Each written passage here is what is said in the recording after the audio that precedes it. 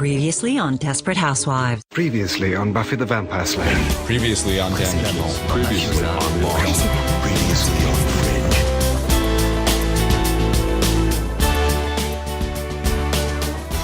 Bonsoir, bienvenue sur radioverse.fr, la web radio de la nuit du dimanche. N'hésitez pas à nous suivre sur les réseaux sociaux, vous trouverez les liens sur le site internet lanuitdudimanche.fr et la web radio c'est sur radioverse.fr. Voilà pour l'introduction, passons aux choses sérieuses. Ce soir dans Précédemment, nous parlons bande dessinée avec Élie Vigneron. Bonsoir Élie. Salut. Merci d'avoir accepté l'invitation. On va parler de votre dernier projet, Hot Dogs. Je le prononce bien, Hot Dogs. Ouais, exactement. Ça reste Avec pas trop un compliqué. Z à la fin. Oui. On va parler de Ulule aussi, puisque c'est un projet qui est financé à 100% déjà par Ulule, mais il reste, si j'ai bien compris, 7 jours. Les liens sont dans la description de l'épisode. Ils sont sur les stories Instagram, Facebook, Twitter, etc. Donc n'hésitez pas à cliquer dessus.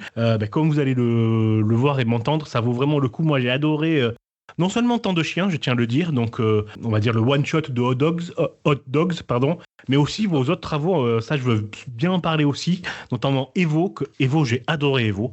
Oh, c'est trop cool. Ça, c'est trop bien, ça. Je me demande si c'est pas mon préféré, en fait, mais on va en parler. Et La Grande Bagarre aussi. Mm-hmm. Il y a des points communs dans vos trois œuvres. La grosse bagarre, si je peux me permettre. Comme ça, c'est de la grosse bagarre. Ouais, c'est pas grave. Juste. Ah non, c'est important, c'est la grosse bagarre, oui. Voilà. Non, c'est important, désolé. C'est la grosse bagarre. Ça, c'est pas très subtil non plus, de toute façon. Ça va. De toute façon, on mettra aussi le lien de la grosse bagarre sur Internet. Et pour Evo, c'est sur Webtoon. Alors, on fait un petit bonjour à Kiwi qui nous fait de temps en temps des chroniques Webtoon dans une autre émission qui s'appelle Et alors, et qui est diffusée un vendredi sur deux. Beaucoup d'introductions. Allez, on arrête et on enchaîne. T'as tenu. Ouais, c'est ça. Avant de parler un petit peu de Hot Dogs, j'aimerais bien, alors déjà commencer à parler un peu de vous. Élie Vigneron, vous avez commencé à dessiner quand exactement ? Ça fait combien de temps que vous dessinez ? Et surtout, ça fait combien de temps que vous racontez des histoires ? Et est-ce que dessiner, c'est concomitant avec l'envie de raconter des histoires ou pas ? Alors, moi, j'ai toujours dessiné. En vrai, j'ai jamais eu. Je me souviens pas de l'époque où je dessinais pas, honnêtement. J'ai toujours dessiné, et notamment par le fait que moi, je suis fils unique. Et c'était vachement ma relation au monde, en fait, où dès que où que je sois, et surtout chez moi un maximum de temps, mon but c'était juste de passer le temps en dessinant un maximum parce que je trouvais ça très rigolo. Et puis les gens me disaient que je dessinais bien, donc ça me donnait envie de continuer. Globalement, c'est ça. Et pour la BD, j'ai toujours raconté des histoires en beaucoup de BD. J'ai essayé de faire un peu des trucs en roman. Et après, même pour moi-même, j'avais des Lego et juste j'avais mon petit univers avec tous les personnages que je créais. Des Bionicle, des Playmobil, globalement tout ce à quoi je touche, je finis par en faire des petites histoires pour moi. Un peu cette relation-là au monde en général, en fait, de toujours créer des trucs à partir d'eux. Ok, c'est amusant, vous, création d'univers même sans le dessin, quoi. Ouais. En fait, l'avantage du dessin, c'est que ça permet de montrer assez facilement aux gens. Mais sinon, je me suis toujours amusé à créer des trucs. En vrai, c'est là où je ressens le plus de fun et le plus de gratification envers moi-même. C'est souvent, je consomme un truc, et quand j'en ai consommé beaucoup, je me dis « Ah, c'est vraiment trop bien !» Et du coup, automatiquement, je commence à créer des choses à partir de ça. Voilà. Ok. Là, je vais faire un petit teaser, parce que vous allez voir, j'ai une réflexion par rapport à ce que vous avez dessiné. Vous avez dit 2 mots, moi, qui me parlent, fun et gratification. Je demande aux auditrices, aux auditeurs de mettre ça dans un coin de leur tête, on y reviendra à la fin. Je suis hypé. Est-ce que vous vous souvenez de votre première histoire que vous avez dessinée ? Est-ce que c'était de la science-fiction ou pas ? J'aurais du mal à me souvenir précisément de ma première histoire. Les premières histoires que j'ai fait, je crois qu'il y avait soit des histoires avec des dinosaures en BD, et les premières pages de BD un peu mieux que j'avais fait quand j'étais en primaire, c'était des trucs dérivés des Bionicle. Alors je sais pas si tu vois ce que c'est ou pas du tout. Non, pas du tout. Les Bionicle, c'est un univers un univers Lego qui est dérivé en fait. C'est des pièces de Lego, mais où ça crée des espèces de robots un peu.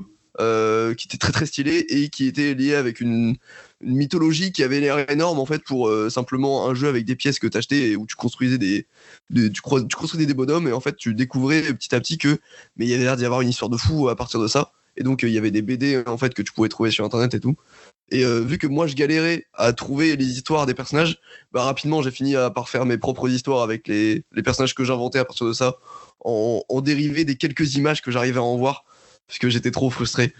Voilà, moi j'ai pas mal créé à partir de ça au tout départ. C'est la création, elle est vraiment importante du coup. Je veux dire, de raconter des histoires, elle est vraiment inhérente quoi à tout ce que tu fais. Franchement, ouais.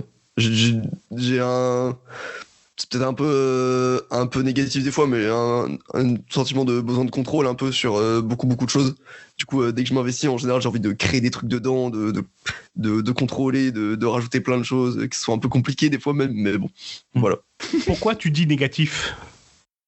En quoi négatif ? Bah, négatif, c'est dans le sens où dès que c'est des choses un peu collectives et que j'ai envie de m'investir dedans et que j'ai envie de justement de créer, je vais avoir tendance à avoir une vision assez précise de certaines choses et du coup à vouloir la contrôler. Après, c'est un truc que j'ai appris à laisser aller au fur et à mesure et tout, mais j'aime beaucoup bien, enfin. Quand je m'investis dans quelque chose, j'aime beaucoup vraiment bien m'y investir. Pardon, je bégaye un peu. Et je sens que des fois, ma vision, elle peut un peu prendre le pas sur les autres personnes qui pouvaient être sur un projet de base et que ça devient un peu trop le mien par moment. Voilà. Ok, je comprends mieux. C'est tu dis négatif par rapport à la prise de contrôle entre guillemets, au contrôle que tu veux exercer. Et je pensais que tu disais négatif par rapport à ta volonté de créer. Mais moi je n'appellerais pas ça négatif. C'est juste que à mon avis tu es un perfectionniste quoi, et que tu as une idée et que tu veux l'avoir en œuvre quoi. Je suis investi. Voilà. Investi, perfectionniste, c'est pareil. Ouais. Ok. Commençons un petit peu par parler de Hot Dogs. Hot Dogs, c'est un... Comment tu qualifierais ? Est-ce que c'est un manga ? Est-ce que c'est une bande dessinée ? Est-ce que c'est roman graphique ? C'est quoi ? Bah pour moi, ça rentre dans le cadre de la BD, parce que je parle toujours du cadre de la BD comme étant le tout englobant. Mais après, ça reprend beaucoup de codes narratifs et visuels du manga.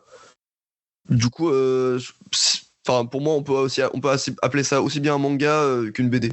En vrai, ça, pour moi, les deux fonctionnent et sont assez interchangeables, surtout pour ce truc assez précis que je crée, qui je pense est pas réellement dans une case.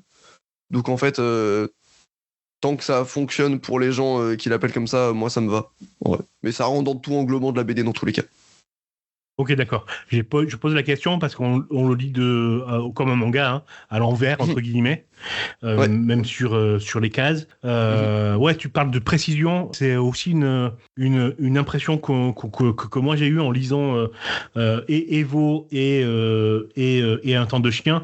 Il y a une précision dans le dessin et dans la mise en page qui a dû demander énormément de temps, non ? Pas mal. C'est vrai que je passe beaucoup de temps sur le storyboard en général, qui est un moment où je galère beaucoup. Alors je sais pas si tout le monde est au clair avec la notion de storyboard, mais c'est vraiment le crayonné très basique et avec des dessins très très simplifiés qui permet de caler toute la mise en scène. En gros. Et moi en général je boucle beaucoup. C'est-à-dire, je suis face à ma feuille, à mon dessin pendant des fois 1 heure juste avec la scène en boucle jusqu'à ce qu'elle me paraisse bien et que je la pose sur papier quoi. Ça peut être très très long sur ça. Donc en gros, le storyboard, c'est le premier jet. Oui, c'est le premier jet visuel. Parce qu'avant, il y a déjà le scénario, qui souvent est assez précis, même visuellement. Donc je fais vraiment de l'élagage où je précise petit à petit, pour que je pars jamais de rien du tout en général, parce que j'ai un peu de mal à faire ça. Voilà. Ok, d'accord. Ça, c'est important. Tu pars jamais de rien, tu viens de le dire. Effectivement, il y a... Et tout à l'heure, tu parlais d'univers. Il y a tout un univers qui est créé à chaque œuvre que j'ai lue et qui est ébouriffant, quoi. Qui est vraiment épatant, en fait, l'univers, la précision de l'univers. Donc, si je comprends bien, il y a d'abord un travail d'écriture de l'univers, des personnages, du scénario, un premier jet au storytelling, et après, on se lance dans le dessin. C'est ça ? Ouais, c'est ça. Moi, je suis assez... Bah, on revient sur le contrôle en avant. Je suis assez cadré dans ma manière de produire, hein. Vraiment, j'essaie d'y aller étape par étape, de pas rusher, pour être sûr que à chaque étape, je me sente pas perdu. Donc vraiment, je fais du petit à petit, tranquillement. Et le dessin, ça prend par rapport au travail préparatoire. Est-ce que est-ce que le dessin final, entre guillemets, le rendu final, c'est ce qui prend le plus de temps ou pas du tout? C'est comme les mains dans les poches. Bah, si, c'est quand même ce qui prend le plus de temps, mais c'est pas ce qui prend le plus d'efforts. C'est-à-dire que c'est là où je vais pouvoir le plus vider mon cerveau et juste appliquer tous les trucs que j'ai préparés en avance. Donc ça va être au final assez... ça prend beaucoup de temps, mais en termes de jours, c'est assez similaire. Alors je m'explique pour les mathématiques. C'est-à-dire que quand je vais faire du scénario ou du storyboard, je vais pas pouvoir travailler beaucoup de temps d'affilée, parce qu'à chaque fois, ça va me prendre beaucoup d'espace mental, beaucoup de fatigue de juste créer les choses, prendre du recul, refaire, laisser un temps, etc. Alors que dès que je vais arriver sur le moment du dessin vraiment des pages, là je vais enchaîner et je vais passer mes journées à ça. Et enfin vraiment je peux continuer, je fais des pauses pour manger, regarder des trucs, mais j'ai pas un besoin de pause nécessaire. Alors que, et du coup en termes de jours, ça peut faire assez peu de jours, mais avec beaucoup d'heures de travail. Alors que pour le travail préparatoire, ça prend beaucoup de jours, mais en fait peu d'heures de travail sur ces trucs préparatoires pour les recherches. Et en général, j'alterne justement avec d'autres dessins qui me prennent moins la tête. Pour Temps de Chien, j'ai passé... L'idée, c'était que pour les... Enfin, en l'occurrence, je l'ai créé pour un concours Temps de Chien. Donc j'avais une deadline précise. Et le but, c'était que pour le dessin des pages, j'ai autant de jours que de pages à dessiner. Donc il y avait 45 pages, j'ai passé 45 pages à dessiner ces pages, en gros. Enfin, à dessiner, puis ancrer, rajouter les textes, rajouter tous les trucs au digital, notamment les trames, enfin du gris que j'ai rajouté après au digital. Voilà. Ok. 45 jours pour 45 pages. Bah ouais, c'était un peu le truc que je me donnais, quoi. D'accord. Avec tout le travail préparatoire qui avait été fait un petit peu en amont, puisque là c'est un préquel, on va dire, Temps de Chien, et donc tout le travail sur les personnages avait été fait en amont, même si on voit. Alors moi j'adore quand il y a ça, le work in progress, on va dire, comment t'es arrivé à dessiner Temps de Chien. Donc on voit les premiers travaux des personnages, comment tu as dessiné différents personnages, comment t'es arrivé à la version définitive. Je trouve ça trop cool de montrer ça. Et quand on voit ça, on se dit mais c'est quoi le travail, quoi? C'est la folie, quoi. On le dit pas assez, hein, que le dessinateur c'est pas juste je prends mon stylo et mon crayon et hop en avant, quoi. Bah c'est même en vrai c'est une des parties les plus fun du process, quoi. C'est le moment où justement ça y est, tu poses toutes tes idées et c'est assez libre dans le dessin. Et je sais que justement il y a beaucoup de gens qui ont lu le bouquin et qui m'ont dit que la partie qu'ils préféraient dans le livre, c'était plutôt les recherches, en fait, parce que c'était là où vraiment je prends un stylo et juste je fais des dessins sans gommer et j'y vais direct. Et c'est beaucoup de gens, en fait, même visuellement, préféraient cette partie-là. Alors visuellement, peut-être pas, pour moi en tout cas. Parce que c'est quand même plus abouti de dessin d'histoire, quoi, quand même. Faut pas déconner. Oui. Mais je comprends, c'est super intéressant de voir le vrai travail qu'il y a derrière, quoi. On est vraiment là dans les coulisses de la bande dessinée et c'est super. Et un autre point important aussi dans ce work in progress, c'est qu'on on voit que il y a plusieurs styles de dessin. C'est-à-dire que les premières pages du work in progress, c'est vraiment de la bande dessinée, j'allais dire tranquille, mais sur ce mot tranquille, je vais y revenir un peu plus tard. Et on voit les différentes formes de dessin, quoi. Non, moi c'est super le work in progress. C'est marrant, parce que ça justement, moi je m'en rends pas particulièrement compte. J'ai l'impression de juste avancer dans mon flow et je cherche pas à faire des styles différents. Du coup, c'est cool de voir qu'il y a des ressentis de phases différentes, même juste en le voyant comme ça de l'extérieur. Ok. Je vais faire une petite parenthèse, Élie Vigneron. Avant de parler vraiment de Hot Dogs, je veux bien qu'on parle de tes premiers bandes dessinées, notamment Evo. On va commencer par Evo. Tiens. Ok. Evo, alors moi je suis tombé amoureux de Evo, donc c'est un webtoon. C'est trop plaisir, c'est trop bien. C'est un webtoon, donc ça se lit sur, on est d'accord, c'est uniquement sur smartphone. C'est ça ? C'est ça. C'est adapté au smartphone. Tablette, voilà. tablette, ok. C'est adapté vraiment au scrolling en fait, hein, on est d'accord? Ouais, c'est uniquement digital, globalement. Et ça a été pensé comme ça. Toi, tu l'as dessiné en sachant ça. Ouais.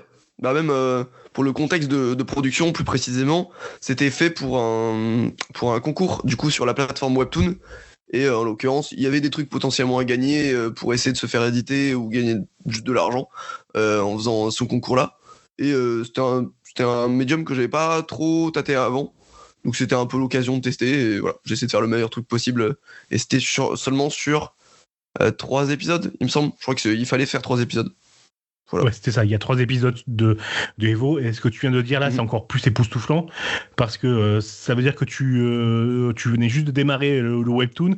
Et je trouve que la bande dessinée et la technique, elle est réussie de façon exemplaire, quoi. Je vais y venir. Juste avant, est-ce que tu peux nous raconter un petit peu le pitch de Evo? Ouais, alors ça, je vais me le remettre en tête parce que ça fait longtemps.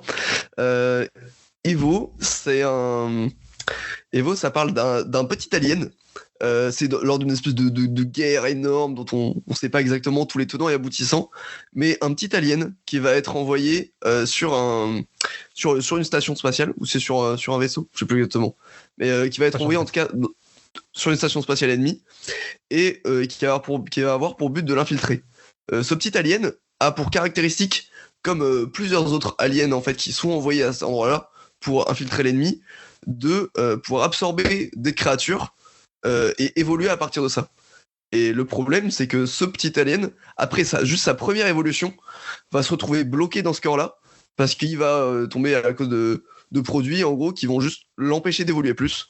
Et après, toute la narration va se focus justement sur ce petit alien qui aurait dû devenir super fort et devenir une arme massive, en fait, et qui va se retrouver bloqué dans ce petit corps un peu tout frêle et se débrouiller avec ça.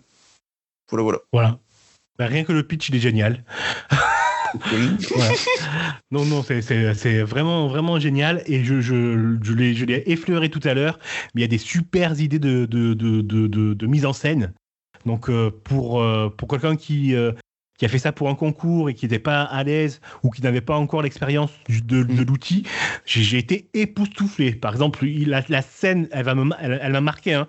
Mais la scène, on commence, on est en train de lire et puis il y a quelqu'un qui tombe et on scrolle donc. Et au fur et à mesure du scrolling, l'écran devient de plus en plus noir, de plus en plus sombre et on se retrouve dans l'espace en plein milieu d'une guerre dont on ne comprend rien, on ne sait pas qui est qui fight pour qui. C'est une scène visuellement, non seulement qui marque, qui réussit et qui t'aspire dans le... tout de suite, elle t'aspire dans l'histoire. Tu veux pas lâcher, quoi. Et moi, non, vraiment, vraiment très bien. Hein. Et vraiment, vraiment, vraiment, je le répète, vraiment très bien, Evo. J'ai adoré. J'ai plu aussi que les personnages ils sont atypiques. Donc on a un personnage principal, ce petit alien qui est au design atypique. Les gens qu'il rencontre dans la station spatiale ont aussi c'est pas tout à fait des humains, on va dire. Ils ont des particularités. Ouais. Et ça, c'est important pour Hot Dogs et pour la suite. Est-ce que tu veux dire quelque chose de plus sur Evo ? Ouais, peut-être rapidement, juste sur le process où, comme j'avais que 3 épisodes, et justement que j'avais pas encore tâté ce média-là du Webtoon, justement, j'ai eu envie d'y aller à fond, en fait, parce que le média, quand on fait de la BD, voir du Webtoon avec une espèce de case infinie comme ça, nous, ça nous excite trop. On trouve ça incroyable. Enfin, franchement, ça donne trop envie. Tu dis, il y a toutes ces possibilités de trucs visuellement qu'on peut faire et narrativement. Donc, j'ai essayé de caler le plus d'idées que je pouvais là-dedans. Et je suis un peu deg de pas avoir fait la suite parce que le problème, c'est que justement, le concept de l'histoire prend un peu de temps à se lancer et qu'il y avait plein de thématiques vraiment que je trouve très très bien, et peut-être que je ferai dans une version future ou après sûrement qui seront disséminées dans d'autres futures œuvres, mais c'est vraiment une œuvre que j'aime beaucoup beaucoup et qui a que 3 épisodes, et je suis content de voir des gens m'en parler encore de temps en temps, ça fait très plaisir. Voilà. Bon, super. Moi je croise les doigts pour la suite, et là tu as parlé de la thématique. Je vais rien dire sur la thématique de Evo parce que j'en parlerai un peu plus tard dans le grand final. Ok, trop bien. Ok, je veux bien qu'on parle de la grosse bagarre, du coup. Est-ce que tu peux nous faire le pitch ? Alors, la grosse bagarre, ça se passe dans un monde futuriste, mais en même temps qui a des caractéristiques de fantasy. Donc avec des orques, des hommes arbres, des dragons, même si toutes ces créatures, on sent qu'elles ont évolué de manière un peu différente dans ce monde futuriste. Et à l'intérieur de ça, j'ai repris le cliché d'un tournoi de bagarre shonen de manga, où en fait le but c'est juste de suivre des personnages qui vont se taper la gueule en duel un par un, et de tisser une trame narrative à partir de ça. Ça, alors, juste pour le contexte de production qui m'a amené à ce pitch-là, de suivre les personnages dans un tournoi, c'est...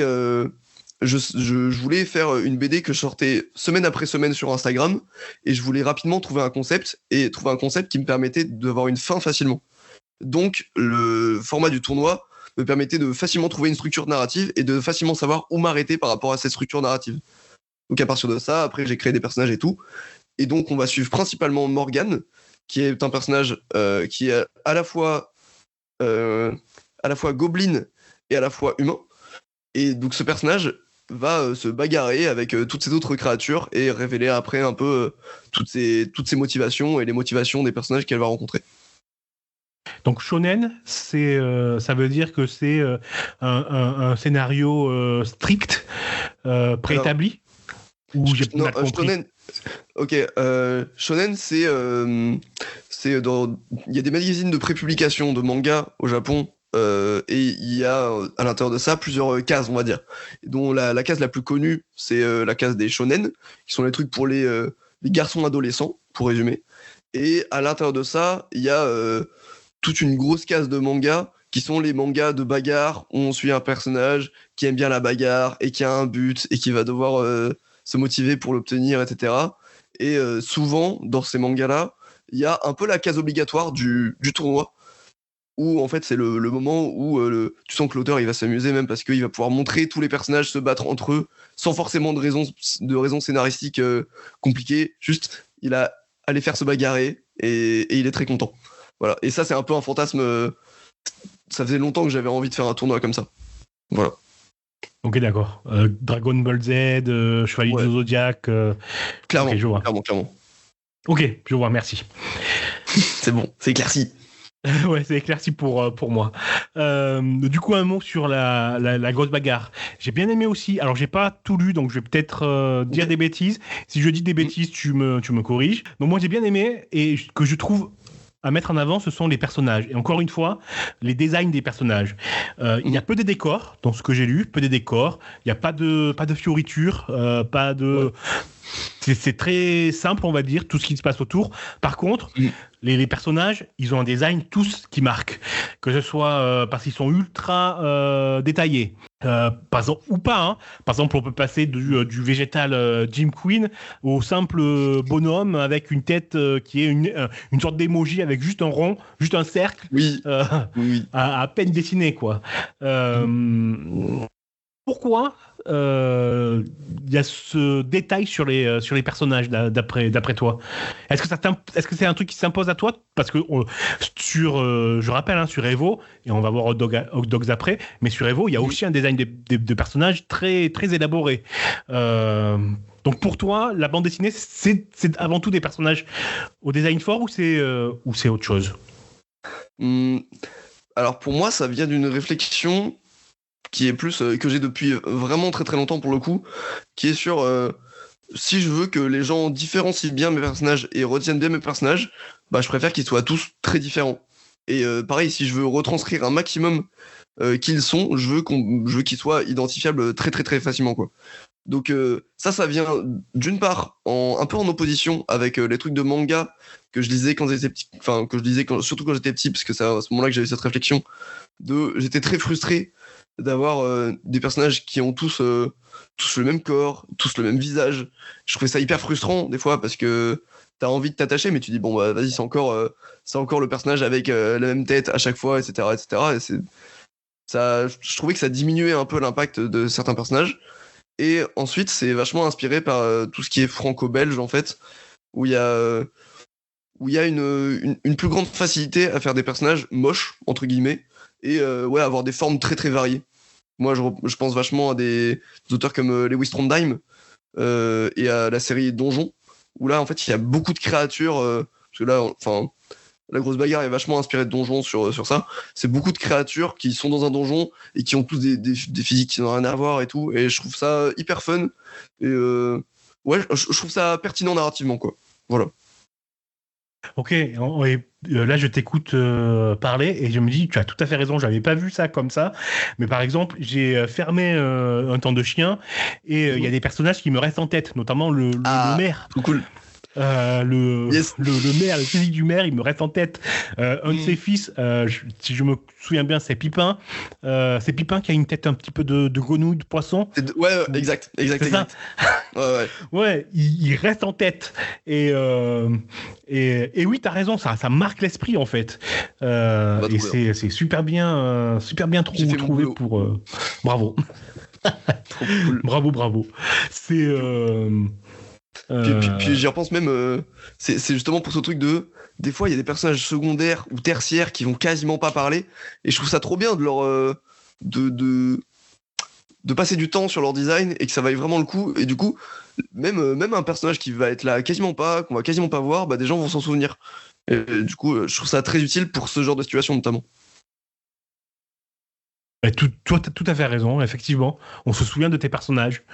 Je me souviens des personnages de Evo et des hot dogs, ils sont bien imprimés dans ma tête, même le maire qui a un petit rôle. La grosse bagarre, c'est une série. Pardon, je t'ai coupé, vas-y, refais. C'est pour moi le maire, je l'ai conçu comme le petit personnage du Monopoly. Voilà, pour moi c'est ça. Ah oui, j'avais pas fait le rapprochement, t'as raison maintenant. Bah voilà. Merde, tu vais l'avoir dans la tête tout le temps, ce petit personnage du Monopoly. Ok, d'accord. La grosse bagarre, est-ce que c'est terminé ? C'est une histoire qui est terminée ? Ouais, ça s'est terminé. C'est quoi ? C'était juin 2022, un truc comme ça, je crois. Voilà, là ça fait un petit temps déjà, et c'est juste après avoir terminé la grosse bagarre que j'ai enchaîné sur Evo parce qu'il y avait le concours Webtoon. Ok, super. Ah, c'est amusant parce que moi j'aurais pensé l'inverse, tu vois. J'aurais pensé que, au niveau des designs personnages, je pensais que la grosse bagarre c'était ça préparait le terrain à Hot Dogs, et pas du tout du coup. Il y a eu Evo entre les deux. Ouais, c'est ça. Et après en fait, en réalité, les designs des 4 persos principaux de Hot Dogs, ils sont là depuis avant la grosse bagarre parce que c'est une série que je préparais déjà en amont. Ok, d'accord. Eh ben, écoute, on mettra le lien de la grosse bagarre sur la description de l'épisode, sur les réseaux sociaux, etc. Sinon, vous tapez Élie Vigneron, la grosse bagarre, et vous tomberez dessus, à mon avis, sans peine. On va passer à Hot Dogs après cette longue introduction. Mais pour moi, c'était nécessaire pour entrer dans ton univers, parce que je pense que ton univers, et tu vas me dire si tu es d'accord ou pas, c'est d'abord un univers graphique avant tout. Et quand je dis graphique, c'est notamment, là, j'espère qu'on l'a compris, mais par le travail que tu donnes à tes personnages. C'est vraiment un univers de Gueule, quoi. Il y a eu le cinéma de Gueule. Là, on est dans la bande dessinée de Gueule. Ouais, c'est ça. Est-ce que tu es d'accord ou pas ? Ouais, non, franchement, j'avais jamais pensé au terme BD de Gueule, mais c'est vrai que franchement, le rapprochement avec cinéma de Gueule est hyper pertinent. Parce que c'est clairement le genre de truc que je veux faire ressentir. Notamment avec ce truc des personnages qui sont pas forcément les plus beaux, mais ouais, qui ont une gueule. Ouais, c'est ça. Tout de suite, des acteurs français qui me reviennent en tête, vraiment, c'est ça. Mais c'est la première chose à laquelle j'ai pensé, moi. Hein. C'est l'univers graphique de ton œuvre qui transparaît et qui en plus nous fait plonger dans l'histoire. Et ça, j'en viens au deuxième aspect de ton travail, de tes bandes dessinées, c'est que au-delà de l'aspect graphique, il y a quelque chose qui transparaît, c'est le fun. Alors je vais m'expliquer. On sent d'abord qu'il y a du plaisir. Toi, ton plaisir à créer. On sent que tu veux que les gens qui lisent kiffent. Et on le sent tout de suite à ta manière de présenter les histoires. Tout à l'heure, j'ai parlé du début de Evo. On peut parler du début de la grosse bagarre. On nous met directement dans le bain. Il y a 2 personnages qui vont se tabasser en avant. C'est la fête. et dans un temps de chien, ça commence comment ? Ça commence par une grande page aquatique. On ne sait pas si c'est de la pluie, un orage, de la mer. Et puis effectivement, on voit la mer déchaînée. On voit un personnage qui lutte pour sortir un autre personnage de cette mer. On les voit ramper dans ce qu'il y a dans ce qui apparaît comme de la boue, puis s'écouler de fatigue. Et je trouve que c'est une vraie carte de visite pour ton œuvre. C'est-à-dire que tu nous dis, nous on est là, lecteur. On est en train de lire ton histoire, et toi, t'arrives pas derrière et tu nous donnes un coup de pied au cul, plonge dedans, vas-y. C'est vraiment ça. C'est vraiment ça. Est-ce que tu es d'accord avec moi ? Est-ce que c'est voulu, cette façon de présenter ton histoire pour nous, dès le début, pour nous dire oubliez tout, on va faire autre chose ? Ouais, franchement, oui. Mais je sais que des fois même, c'est un peu compliqué parce que les gens peuvent avoir un peu de mal à rentrer avec cette approche-là dans une histoire. Et ce que je comprends, c'est que c'est un travail que je fais vachement sur moi-même, de dire ok, comment est-ce que je vais arriver à raconter des histoires qui sont des fois peut-être un peu plus accessibles pour le tout début, ou vraiment que les gens arrivent à rentrer dedans un peu plus facilement. Et même après ça se suit sur même plein de trucs, hein. C'est sur les personnages qui des fois sont pas assez accessibles, ou il y a plein de choses qu'on comprend pas et c'est volontaire, mais des fois c'est peut-être un peu trop, mais c'est quand même volontaire de, en tout cas, mettre dans un bain et dire ok, vous allez entrer dans un truc, vous savez pas ce que c'est, et le but c'est que ça soit presque, je pourrais dire un peu le plus bizarre possible, mais ouais, que ça vous choque un peu et qu'après vous rentriez vraiment dedans, quoi. Ouais, c'est ça, c'est que tout n'est pas expliqué, et c'est bien de pas tout expliquer. Notamment Evo, on ne sait pas qui se bat contre qui, on ne sait pas. Je me souviens, moi, en lisant, une des réflexions que je me suis faite au début, c'était mais qui sont les. Tellement je suis formaté, qui sont les bons, qui sont les méchants, tu vois. Ah, et c'est pas la question. Le thème. Voilà. Et au bout d'un moment, tu te dis mais c'est pas la question, c'est pareil pour tant de chiens. Il faut accepter de lâcher ce qu'on sait, de lâcher les préjugés et de se plonger dans l'histoire et de se plonger dans l'univers graphique qui est riche. Non seulement l'univers graphique, mais aussi l'univers, parce que tu sens, c'est évident qu'il y a autre chose derrière qui n'est pas raconté. C'est évident qu'il y a un travail de fou sur l'univers et sur les personnages. Ça saute aux yeux, quoi. Et moi, je pense que les réticences, elles viennent pas du côté un petit peu, comme j'ai dit vulgairement tout à l'heure, tu donnes un coup de pied au cul pour nous plonger dans l'histoire. Elles viennent que c'est aussi, et je pense avant tout, la vision d'un artiste. C'est-à-dire que t'es pas juste auteur de bande dessinée. Alors je dis juste, vous me le mettez entre guillemets, hein, s'il vous plaît. Ouais. N'allez pas me faire dire ce que j'ai pas dit. Voilà. Mais il y a la vraie vision d'un artiste, et ça se sent aussi, à mon avis, dans la façon dont tu travailles, mais ça, j'y viendrai tout à l'heure. Est-ce que tu vois ce que je veux dire, ou est-ce que tu penses que je délire, ou est-ce que tu es d'accord? Est-ce que tu penses que bande dessinée, c'est artiste? Je te laisse la parole. Bon, je pense que bande dessinée, c'est artiste, mais à mon avis, je peux voir ce que tu veux dire, dans le sens où peut-être que après ça va peut-être paraître très égotique de le dire comme ça, donc je vais modérer mes propos, mais peut-être ça sent que j'ai une volonté de faire un truc un peu original sur certaines choses et pas forcément de me conformer à exactement des codes attendus, peut-être. Ouais, mais là tu as touché du doigt quelque chose d'important. C'est-à-dire que dans une des vidéos que tu as mis sur Instagram, il me semble, tu montres un de tes processus d'écriture et on te voit tenter de faire de la peinture avec de la moutarde. Alors ouais, je fais la typographie de Nouvelle Vague en fait avec un pot de mayonnaise, alors que j'ai rempli d'autres trucs, mais voilà, c'était très marrant, c'était très rigolo. Ouais, alors on fait une petite parenthèse parce que je me rends compte qu'on n'a pas parlé assez bien du Ulule et de ce pourquoi il existe. C'est pour la suite des aventures de Hot Dogs et qui s'appelle Nouvelle Vague du coup. Et oui. C'est pour ça que le Ulule a été créé pour une nouvelle BD. Là, le Ulule a été financé à 100% là à l'heure actuelle. Il reste 7 jours pour avoir encore plus de goodies et plus de pages et plus de ouais. puces. Voilà. Sans trop spoiler, est-ce que tu peux nous parler de Nouvelle Vague? Ça commence sans trop spoiler. Ok.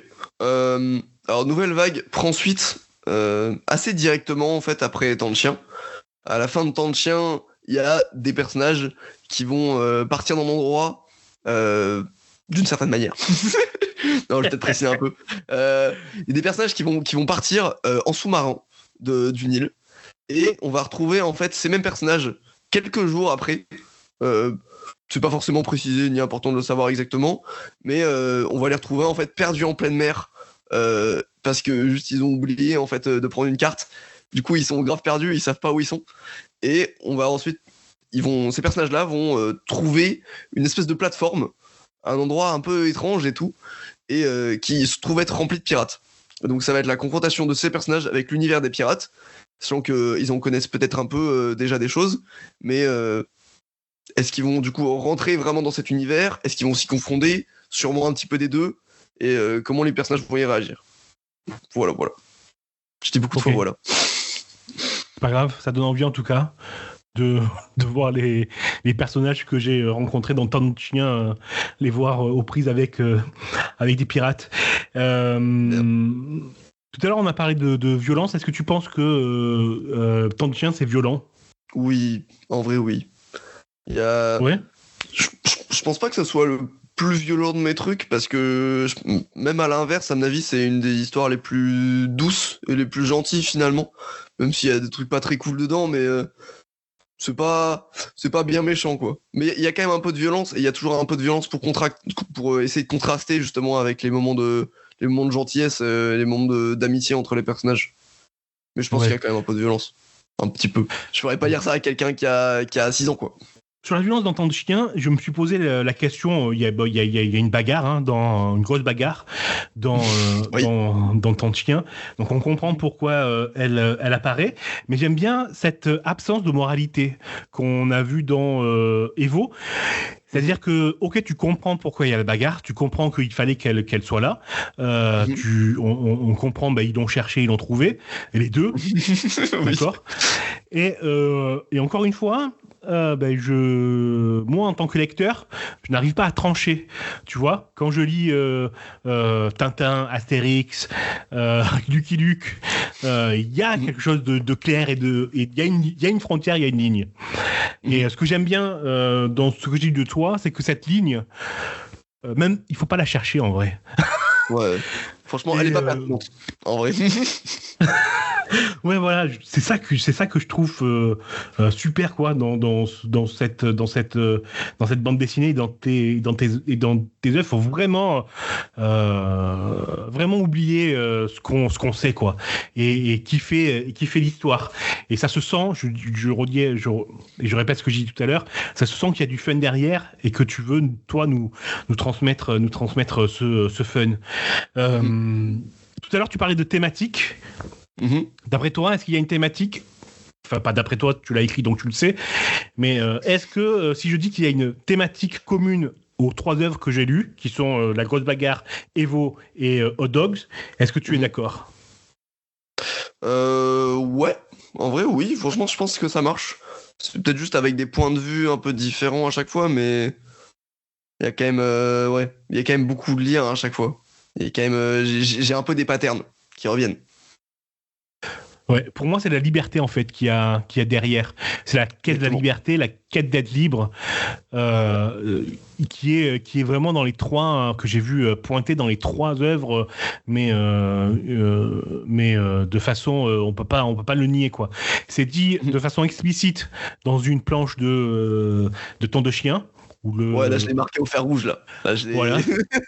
On peut pas y échapper. En plus, c'est une page, si je me souviens bien, c'est Brume qui le dit, un des personnages qui fait partie des 4 Hot Dogs, elle est quasiment seule dans la page, si je me souviens bien, où elle dit merci pour cette liberté, c'est ce qu'on cherchait. Donc tu peux pas le quitter, tu peux pas le louper. Et Evo, c'est pas aussi direct. Mais tu sens qu'il y a une quête de liberté, qu'il y a des personnages qui veulent cette liberté. Et ça m'étonne pas, du coup, quand on relie ça à ta façon de taffer et à l'enthousiasme qu'on sent, déjà quand tu parles de ton œuvre et quand on lit et qu'on voit tout le travail qu'il y a derrière, on se dit tout est logique, quoi. Ah bah trop bien, merci beaucoup. Mais ça, alors si jamais t'as l'occasion de terminer de lire La Grosse Bagarre un jour, tu te rendras compte d'à quel point c'est véridique le truc sur la vérité. Parce que La Grosse Bagarre, je pense que c'est vraiment l'œuvre où j'ai poussé le plus loin le truc de la liberté en parlant pas mal de libre arbitre. Et je recommande à tous ceux qui écoutent de lire La Grosse Bagarre entièrement, parce que surtout c'est la seule œuvre que j'ai fait vraiment longue et qui a un début et une fin. Donc c'est là où vraiment j'ai pu développer à fond toutes mes thématiques et vraiment les amener au maximum, quoi. Et pour l'instant, j'ai pas encore eu cette occasion de refaire un truc avec une fin vraiment qui clôture un thème et un univers. Très bien, de toute façon, j'allais terminer La Grosse Bagarre. Donc, comme on dit, Inch'Allah, on en reparlera. Plaisir. Tout à l'heure, je disais, je parlais des expérimentations et de l'artiste qu'il y a derrière l'auteur de la bande de bande dessinée, en disant que tu avais testé une méthode pour faire de la typographie à base de moutarde, etc. Et je trouve que, justement, et je termine ma pensée du coup que j'avais interrompu, du coup je trouve que ça participe au fun, quoi, qu'on a, ça transparaît vraiment dans ce que tu dessines et ce que tu écris, dans les histoires que tu nous racontes. Ok, il y a des trucs violents, mais derrière il y a un vrai plaisir à dessiner, à raconter, et ça je trouve que c'est pas assez courant, et que même ce fun là il nous prend bien il nous prend bien des patates dans la tête. Je me suis laissé emporter, désolé. Oh, ça arrive. Mais je vois grave ce que tu veux dire. Même moi, j'ai pas forcément, par exemple, vocation à faire des histoires rigolotes, mais dans toutes les étapes, je me dis un peu quand même, ce design, ça serait vachement marrant de le faire comme ça. Souvent, en fait, je me dis, cette idée, elle est quand même vachement bête. Si j'arrivais à la rendre sérieusement à l'intérieur des personnages, à l'intérieur de cet univers, eux, ça leur paraît très normal, mais pour que de l'extérieur, quand même, on se dit, c'est marrant quand même. Quand même, c'est un peu bizarre. Mais qu'au final, les gens ils rentrent dans le jeu et qu'ils trouvent ça très premier degré et qu'ils arrivent à ressentir des choses à partir de ça. Mais oui, il y a cette base de faut que ça soit marrant, un peu. Ne t'en fais pas, c'est réussi. En tout cas, moi, à la lecture, j'ai vraiment ressenti ça. Hot Dogs, tu le vois comment? Ça va être une série? Ça va être des one-shots? Une série de... Comment tu l'appréhendes? Hot Dogs, je peux parler de la genèse du projet un petit peu pour expliquer aussi comment je l'appréhende, parce que ça joue beaucoup là-dedans. Hot Dogs, de base, c'était un projet d'une BD, enfin d'un manga que j'avais fait en dossier d'édition et qui n'a pas été accepté par des éditeurs. Donc ça, c'était un truc où je voyais une grosse histoire en 5 tomes, vraiment avec un gros truc et tout. Et ça, c'est une histoire que j'espère toujours faire un jour et qui se passe vraiment des années après Temps de Chien, en fait. Où Temps de Chien, c'est la rencontre d'un groupe, alors que l'histoire de base que je voulais raconter avec ces personnages-là, c'était plus l'histoire d'un groupe déjà formé, d'amitié déjà créée. Et là, du coup, avec les aventures des Hot Dogs que je suis en train de faire actuellement, donc avec Temps de Chien que j'ai fait en premier, Nouvelle Vague en deuxième, là, le but, c'est plus de faire de la création d'amitié, de justement d'être sur toutes ces relations en construction. Et là, je le vise un peu comme des histoires un peu d'Astérix, dans le sens où à chaque fois on va avoir des personnages, on a un groupe de personnages principaux, mais qu'on va pas forcément développer pareil à chaque fois. Par exemple, dans Nouvelle Vague, on va surtout voir deux d'entre elles, en l'occurrence c'est Brume et Camille. C'est elles qui vont être le plus développées, et les deux autres seront un petit peu laissés de côté en comparaison, mais pour plus être mis en avant dans le troisième bouquin. Et le but, c'est qu'à chaque fois, ça soit c'est des personnages qui arrivent à un nouveau lieu avec des nouveaux personnages qu'ils rencontrent là-bas. Il y en a avec qui vont avoir des problèmes, il y en a avec qui ça va bien s'entendre. Et du coup, le but, c'est que ça développe un peu des thématiques de certains persos principaux à travers ça à chaque fois. Et que il y ait une continuité, certes, mais qu'en fait, on puisse presque commencer avec n'importe quel bouquin. Ok, super. Super. Donc si je comprends bien, il y a encore aussi en projet une histoire avec Odox qui se passerait des années après, quand leur amitié est vraiment solide, quoi. Ouais, c'est ça. C'était Ok, vraiment d'accord. ça, c'était la base du projet, quoi. Mais finalement, c'est devenu autre chose par la force des conditions de production, quoi. Mais voilà. Mais cette réalisation-là, celle qui était prévue au début, tu penses y arriver avec un éditeur, ou c'est quelque chose que tu pourrais faire via Ulule, par exemple? C'est quelque chose que je ferais uniquement via éditeur, je pense. Parce que on parle de beaucoup de tomes, beaucoup de pages. Ça représente potentiellement minimum 5 ans de travail, en vrai, en full time. C'est pas quelque chose que je peux me permettre de lancer tout seul dans ma chambre sans avoir de sûreté financière, quoi. Donc, à part si il y a un monde, mais qui me paraît pas probable, mais imaginons, il y a un monde où vraiment j'ai un soutien énorme de plein de gens qui me permet d'assurer énormément de commandes via mes financements participatifs, et du coup d'avoir vraiment, en fait, toujours le même problème, d'avoir du coup une bonne base financière.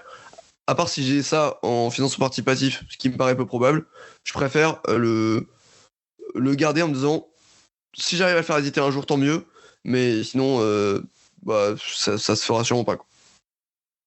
Ok, bon ben moi je croise les doigts. J'espère aussi. Même dans 20 ans, hein. Même dans 20 ans, je dis oui, franchement, ça peut être vraiment dans longtemps.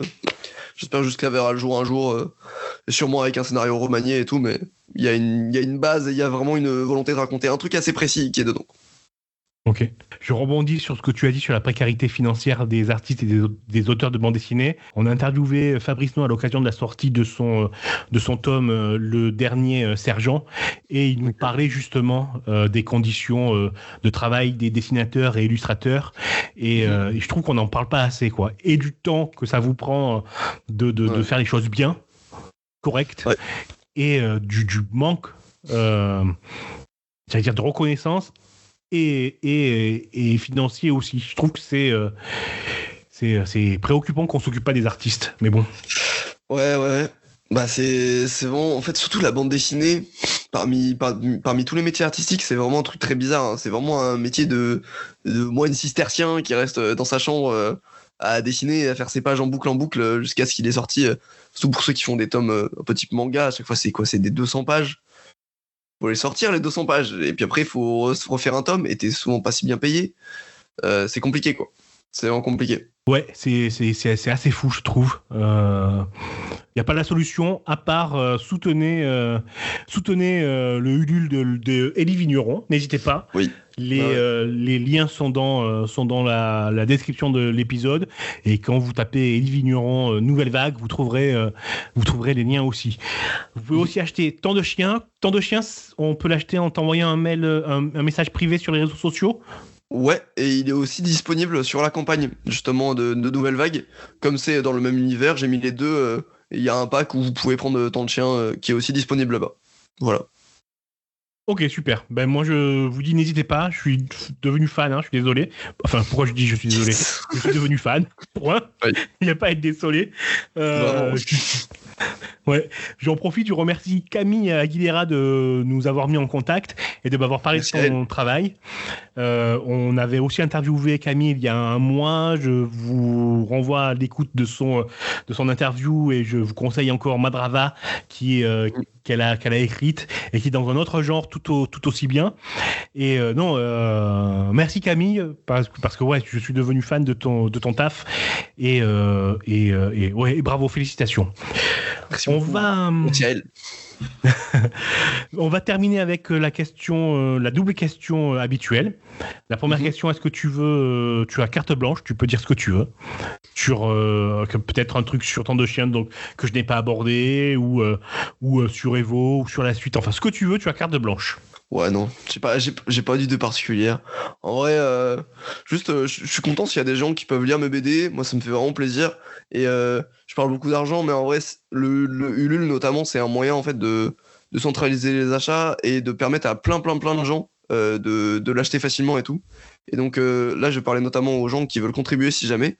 Il y a un pack un peu spécial qui est le pack, qui est le ruissellement, Alors c'est un peu la vanne, parce que voilà, le ruissellement n'existe pas, mais le ruissellement, c'est dans le Ulule, c'est un petit pack où vous pouvez payer 3€, et ça permet à d'autres gens ensuite d'avoir le pack qui est le pack de base, en fait, le pack écume, avec la BD Nouvelle Vague, qui est à moins de 3€, et du coup qui se retrouve en fait presque au prix de production plus envoi.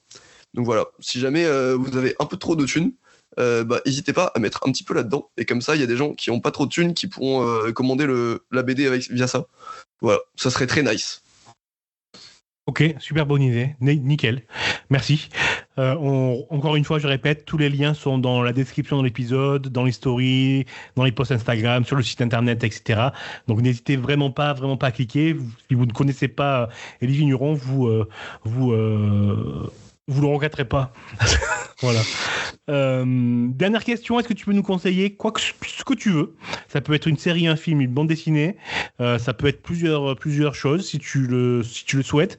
En tout cas, c'est quelque chose qui, toi, est important, ou t'a marqué, ou t'a donné l'envie de raconter des histoires ou de continuer le dessin. Il y a peut-être... Alors je pense que je vais parler de 2 BD vite fait. Il y a une BD qui est vachement cool et qui m'a vachement inspiré et libéré au niveau de l'utilisation de la BD, qui s'appelle Imbattable, et que je recommande à tout le monde, qui est une BD qui reprend des codes très franco-belges classiques, et où là c'est un personnage qui est capable de se balader à travers les cases. Et c'est un personnage qui m'a beaucoup inspiré pour créer un de mes personnages, qui est Mini Ellie, un genre de mini-moi, et sur lequel je vais faire des BD... que je vais utiliser pour faire d'autres BD à l'avenir et tout. Et ouais, Imbattable, c'est une très très bonne BD, pour notamment si vous avez peut-être un peu perdu le goût du franco-belge, ou de ces trucs vachement fun qu'on pouvait trouver avec du Astérix, ou du Spirou, ou je sais pas quoi, avant. Et ben Imbattable, je trouve que ça rafraîchit vachement bien les codes, et c'est super beau, et c'est super intéressant. Et ensuite... Okay. Imbattable, c'est aux éditions Dupuis, et c'est écrit par, je ne sais pas, je vais vous le dire dans peu de temps. Et c'est écrit par Pascal Jousselin aux éditions Dupuis. Et je crois qu'il y a déjà 3 tomes. Ok. Mm-hmm. Est-ce que tu as autre chose à nous suggérer? Après, sinon, lisez en général, lisez les petits trucs un peu bizarres que vous trouvez en librairie, que personne recommande et tout. Il y a plein de choses super marrantes. Puis lisez notamment en manga français, il y a pas mal de productions. Moi, je m'attache vachement à ça parce que c'est des gens qui m'ont vachement soutenu sur Internet, notamment sur Twitter. Mais il y a beaucoup de trucs à lire sur Internet, que ça soit en webtoon, que ça soit du coup justement sur Manga Draft, là où je publie gratuitement la plupart de mes BD, notamment Temps de Chien qui est en lecture gratuite si jamais vous voulez le lire là-bas. Et notamment si vous allez lire des trucs là-bas, mettez des commentaires et tout, parce que c'est un truc qui donne tellement de force. Vous imaginez même pas à quel point ça fait du bien aux artistes d'avoir sorti un truc, et de la même manière que toi tu m'as parlé de Evo, des années après que je l'ai fait, et que ça a été un truc un peu oublié, tu vois, comme il est pas allé très loin, et ben le fait d'avoir ces petits pics de « Oh, c'est trop bien, j'ai vu ce que t'as fait, bien joué », bah juste ça fait trop plaisir. Ou même faire des retours complets. Des fois, j'avais des gens qui me faisaient des pavés énormes d'analyse de la grosse bagarre quand j'avais terminé l'œuvre dans mes messages privés. C'était incroyable. C'était vraiment super. Voilà. N'hésitez pas à faire ça avec les artistes, mais même ça fonctionne avec les musiciens.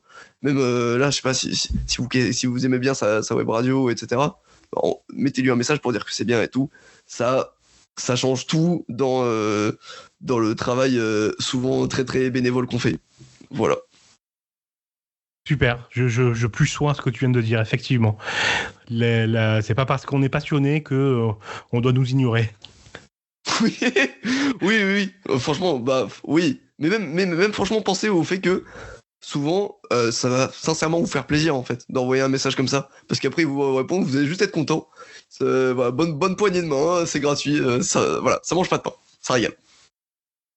Parfait. Une conclusion parfaite à une interview inspirante. Merci beaucoup, Elie Vigneron, d'avoir accepté l'interview. Merci pour ton taf, et tu peux compter un fan de plus. Ouais.